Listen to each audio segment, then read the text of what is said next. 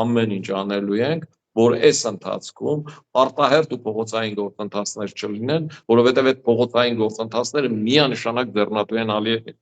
Եվ իր հույսն էլ դրանում է նաև խաղաղության փաստաթուղթ չստորագրելու պարագայում, որ Հայաստանի Հանրապետության ժողովուրդը վերջի վերջո հունից դուրս կգա փողոց, այդ առումով ինքն էլ սահմաններին կկրակի եւ մարդկանց թիվը կավելացնի ու այդ համատեքստում կասի, տեսեք, դե Հայաստանի Հանրապետության իշխանությունները նույնիսկ Երևանում չեն կարողանում տիրապետել իրավիճակին, այդ իրավիճակը դուրս է եկել նրանց վերահսկողության տիրույթից, հետեւաբար իրենք տեղ գյուղում կամ ներքին անդում ինչպես կարող են իրավիճակին տիրապետել, այդտեղ